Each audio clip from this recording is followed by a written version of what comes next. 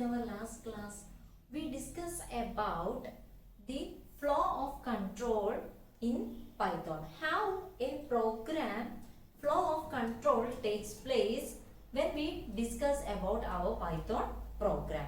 Then we discuss about some of the flow of control constructs in Python. What are they?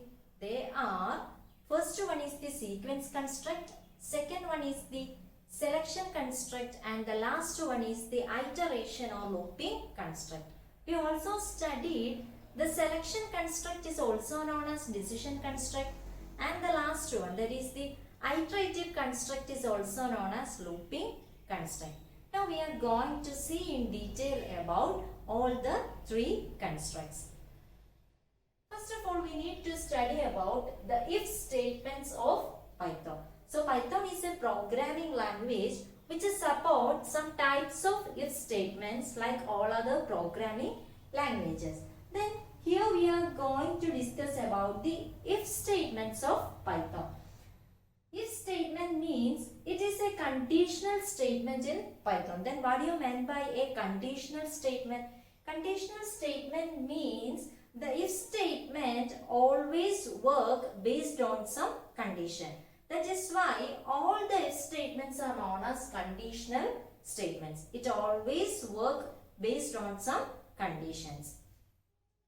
So the if statement is an example of the second type of construct, that is the selection or decision construct. So we can say that if statement comes under selection or decision constructs in Python. Today we will see the first two types of if statements of Python. So if statements of Python is classified into some more types. Today we are going to study about only the first two types. The first one is known as if and the second one is known as if else. So both the if and if else comes under the if statements of Python. First one is known as if statement. Simple if statement.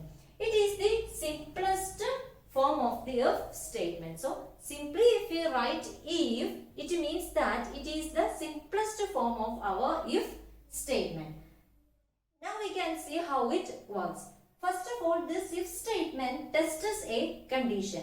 If the condition evaluates to true value, it may execute some instructions. If it evaluates to false value, it does nothing. This is the working of the if statement. So, if statement is the simplest form of if statement, and how it works means, first of all, it checks some condition. If that condition is true, it may execute some instructions which is inside the if statement, and if it evaluates to false, it does nothing, and the control of the program automatically goes to the next statement in the program. Now we can see the syntax and flowchart of the if statement and how the if statement works. Syntax of the if statement. Syntax means the general form. So wherever we heard the term syntax, it means its general form. Now we can see the syntax of if statement. The syntax is like this: if, then an open brace, then condition. So inside the bracket, you need to specify the condition you need to check, and after that you have to give a full colon, that is this symbol. This is also important. Then after that we can give the statement. Sometimes it may be a single statement, sometimes it may consist of more than one statement. So what all things we need to print if the condition is satisfied must be given inside the if block. Suppose we have another statement to execute which is not inside the if block, then that statement must begin from this end. If I write this statement here, it will also become a part of the if statement. So you have to remember that. So the indentation level of each line of the program is important. If I want to print a statement which is outside the if statement, it must start at this indentation line. So this is the syntax of the if statement. Now we can see the flowchart. Flowchart means it simply explains how the statement works. We already studied how it works. First of all, it check a condition. When only the condition is true, it executes the body of the if statement. If it evaluates to false, it will not execute this body of the if. So here we are checking a condition. When only the condition is true, it will execute the statements given inside the if block. Otherwise, it will not execute these statements. Let us look at an example. X is equal to y. X is equal to 1, y is equal to 2. So here we assign the value 1 to variable x and the value 2 to variable y. If, so this is an if statement or if block. So what is the condition I give inside the statement? If x equal to 1 and y equal to 2. So here we are checking some condition. What's the condition here we are checking? Whether the value of x is equal to 1 and means both the condition needs to satisfy. And y equal to 2. So whether the value of y is equal to 2. Here we are checking this condition. So the value of x is 1 as well as the value of y is 2. So we can say that the condition satisfied. At that time, it will enter into the body of if. So what is the statement given inside the body of if? Print condition matching. So what will be the output of this particular program? The output will be like this: condition matching. Suppose here I change the value of x to 10. Let the value of x be 10. Now we can see how the program works. So x is equal to 1, y is equal to 2. If x is equal to 10 and y equal to 2, which means we are checking whether the value of x is 10 as well as the value of y is 2. So first time the value of x is what? The value of x is 1 and it is not equal to 10. So we can say that our condition doesn't match. Then what will happen? It will not enter into the body of the if. At that time, what will be our output? Our output is nothing because there is nothing inside to print, which means there are no more statements in this particular program. So this is the working of the if statement. Let us see another example. So this is our program. A is equal to input of enter first number. So we already discussed about the input function. Whatever we given inside the input function will display on our output screen. So what will be the first thing to display on the output screen? Enter first number. And here it asks the user to give some input. Suppose I am giving the value 0. So this value 0 will store to which variable? The variable A. Next is B is equal to input of enter second number. Similarly, it asks the user to enter another number. Suppose I am entering the value 5. So this 5 will store to which variable? The variable B. Now, what is the value of A? A is equal to 0 and B is equal to 5. Next line is the if statement. If A greater than 0 and B greater than 0. So, what is the condition we need to check here? Whether the value of A is greater than 0 and whether the value of B is greater than 0. So, what is the value of A? The value of A is 0, which means A is not greater than 0, which means the condition doesn't satisfy. So what will happen? It will not enter into this if block. At that time, the condition doesn't satisfy. What is our rule? It does nothing and the control automatically goes to the next line of the program. So what is the next line of our program? Program over.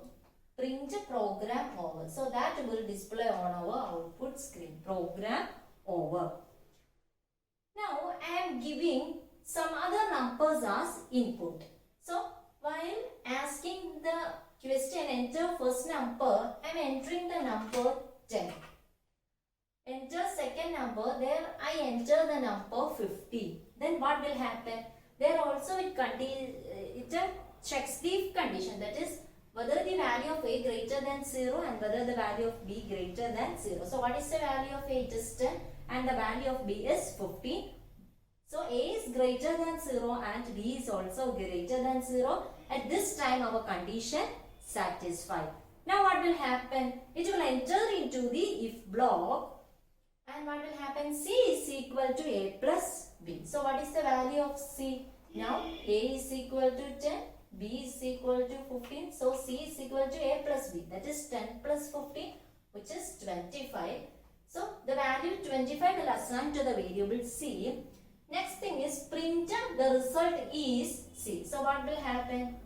What is the purpose of the print statement? Anything we given inside double quotes inside the print statement will display on the screen as it is. So the result is will display as it is. Then C, which means what? Here we are trying to fetch the value of C. So what is the value of C? C is 25. That value will display on our output screen. So the result is 25. So our if block fully executed, then control goes to the next statement of our program. What is the next statement? Print program over. Then what will happen? Program over will display on the screen. So according to our input values, the output display on the screen also varies. So this is the working of the if statement. The second type of if statement is the if-else statement. Now we can see how the if-else statement works. Like if statement, the if-else statement first of all checks a condition. And if the condition evaluates to true, it executes some statements which is inside the if block. And if the condition evaluates to a false value, it executes some other statements which is inside the else block. So what is the difference between if and if-else? In case of if the condition evaluates to false, it does nothing. But in the case of if-else statement, if the condition evaluates to false, it executes the statements which is present inside the else block. So this flow chart gives the working of the if-else statement. First of all, it checks a condition and the condition is true, body of if will execute. If the condition is false, body of else will execute. So we can say that at a time either the if body or the else body will execute. So the two bodies, that is the body of if and the body of else, will not execute at the same time. At a particular time either the body of if or the body of else will get executed. Now we can see the syntax of the if-else statement. So syntax means what? What is its general form?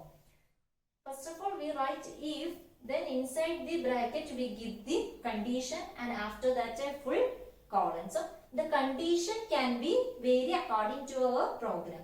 If the condition satisfied, some statements we need to display on the output screen or some statements we need to execute. So the statements also can vary according to our program. Next is the else part. So the if-else statements has an if part as well as an else part. So else full colon. So here we are checking only one condition and that condition must be given after the if, not after the else. Else means simply else and a full colon. Then the statements we need to execute in the else part of the program. So this is the syntax of the if-else statement. So how the if-else statement works? First of all, it checks a condition and if it evaluates to true, the body of if will execute, and if it evaluates to false, the body of else will execute. So inside the if body there may be some statements and inside the else body there may be some other statements to execute. At a time, either the if body or the else body will get executed according to that particular condition.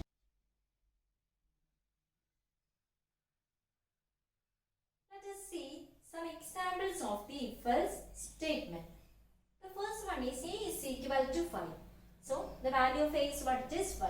If A greater than or equal to 0, print A is 0 or positive number, else print A is a negative number. So, first of all, we are checking whether the value of A is greater than or equal to 0. So, value of A is greater than 0, the condition satisfied, then the control goes to the if block. Then what will print? Print A is 0 or positive number. So, here the value of A will fetch. So, what is the value of A? It is 5. So, 5. Then what is given inside double quotes will display on the screen as it is. So, 5 is 0 or positive number will display on the output screen. For the particular program, only the if block will work. Why? Because the condition satisfied, the else part will not work. Now look at another program. So this is a program whether it asks the user to enter some number and we are going to find out whether the number is odd or even. So what is the logic to find out whether a number is odd or even? For even number, when we divide it by 2, the remainder is 0. So, what is the peculiarity of any even number? When we divide it by 2, our remainder is 0. And for odd number, it is not like that. For an odd number, the remainder is not 0 when we divide it by 2. So, that is the logic of our program. Now, we can see how we can write the program to find whether a number is odd or even. First of all, number is equal to input, enter the number. So, it asks the user to enter some number to find out whether it is odd or even. So, enter the number will display on the output screen. Suppose I am entering the number 5. So, this value 5 will store to which variable? The variable number. Next is an if block. If number modulo 2 equal to 0. So here we are finding the remainder on division. So we already discussed about the modulus operator. What is its function? It finds out the remainder on division. If our remainder is 0, when we divide any number by 2, we can say that it is an even number. Otherwise, it is an odd number. So, what is the condition we are checking inside the if block? 5 modulo 2 equal to 0. 5 modulo 2 means what? We need to find out the remainder when 5 is divided by 2. When 5 is divided by 2, what is the remainder? We know that the remainder is 1. So, we are checking whether 1 equal to 0. 1 is not equal to 0. So, it will not enter into the if loop. The control goes to the else part. So, what is the statement we need to display inside the else part? Print number is odd number. Number means the value of number. That is 5 is odd number. So, this will be our output if we give the input as 5. Now, I am giving another input to the program. Now, we can see how it works. Enter the number. Suppose I am giving the input as 20. So, the value 20 will store to which variable? The variable num. And inside the if block, we are checking num modulo 2 equal to 0. So, what is the value of number according to this program? It is 20. Then we are checking whether 20 modulo 2 equal to 0. 20 modulo 2 means what? We need to find out the remainder when 20 is divided by 2. So, we know that the remainder when 20 divided by 2 is 0. So, at this time our condition satisfied, that is 0 is equal to 0. Then the program control goes to the if block, that is inside the if block. then what will be our output? Print number is even number. So what is the value of number now? It is 20. So 20 is even number. So this is the examples which shows the working of the if-else statement. So we've studied a program to find out whether a number is odd or even with the help of which statement? With the help of if-else statement. What is the logic to find out whether a number is odd or even? We know that for any even number, when divided by 2 will give the remainder as 0. So we can take the modulus operator there. When a number modulus 2 equal to 0, we can say that it is an even number. Otherwise, it is an odd number. So this is our. So here we have a question. Write a program to check the divisibility of a number with another number. So divisibility means what? We may have two numbers. Let it be number 1 and number 2. If number 1 is exactly divided by number 2, we can say that it is divisible, otherwise it is not divisible. So while checking the divisibility, what is the logic to write a program? If number 1 is exactly divided by number 2, we can say that it is divisible, otherwise not divisible. So when any remainder comes on division, we can say that it is not divisible. When the remainder on division is 0, we can say that it is divisible. So first of all, we need to give two numbers as input. So let it be number 1 and number 2. So how we can get the values? Enter input, enter first number. So a user will give a value which will store to the variable number 1. Next is number 2 is equal to enter input of enter second number. So a user will give another number which will store to the variable number 2. Now we need to find out the remainder. Based on the remainder, we can find out whether number 2 is divisible by number 1 or not. So how can we find the remainder? In order to find out the remainder on division, we have an operator called a modulus operator. So number 1 modulus number 2. So the remainder value will store to which variable? The variable remainder. Based on this remainder value, we can write our program like this. If our remainder value is equal to 0, which means if the remainder is 0, we can say that, what we can say? We can say number 1 is divisible by number 2. So this number 1, number 2 means we need to fetch the value. Is divisible by means it is same for all the program, that is why it is given inside double quotes, and number 1 and number 2 will change according to each of the program. Otherwise, that is else part, we can print number 1 is not divisible by number 2. So this is our program. Now we can see how it works based on some input values. So first of all, it will ask enter first number, and I am entering the number 10. Next one is enter second number. So whatever we given inside the input statement will display on the output screen as it is. So enter second number, I am entering the value 3. So number 1 is equal to 10 and number 2 is equal to 3. Now remainder is equal to number 1 modulo number 2. So what is the value of remainder according to the input 10 and 3? So 10 divided by 3, it will perform the division operation. So 3 3s are 9, carry 1. So this carry is our answer because here we are giving the modulus sign, which means the remainder is our answer. So what is the value stored to the variable remainder? The value 1 will store to the variable remainder.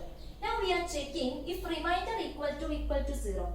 So what is the value of remainder? Now it is 1. So 1 is not equal to 0. The condition doesn't satisfy. So the control will automatically goes to the else part of the program. So what will display on the output screen? Print number 1. Here we fetch the value of number 1. What is its value? Number 1 is equal to 10. So 10 is not divisible. That will display as it is because it is given inside double quotes. 10 is not divisible by number 2. Here also we fetch the value of number 2. So what is the value of number 2? It is 3. So 10 is not divisible by 3. This is our output. Suppose if I am writing like this, number 1 is not divisible by number 2 and which is given inside double quotes. Then what will happen? What is the change in our program? The output will be like this. Enter first number 10, enter second number 3. Number 1 is not divisible by number 2. There it doesn't fetch the value because this number 1 and number 2 is also given inside double quotes. So that is the working of the print function that we discussed in our last chapters. In order to fetch the value, you simply write it, number 1. Then after a comma, you can give the words which need to display on the output screen inside double quotes. Suppose we need to fetch another value also after that, then it must be given after a comma without double quotes.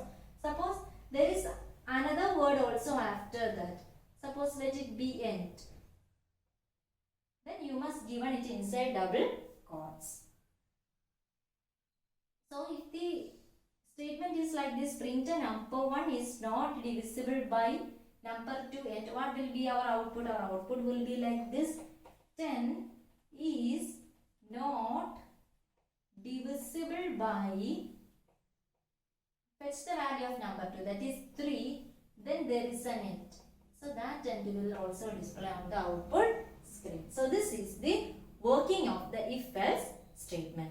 What all things we discussed today?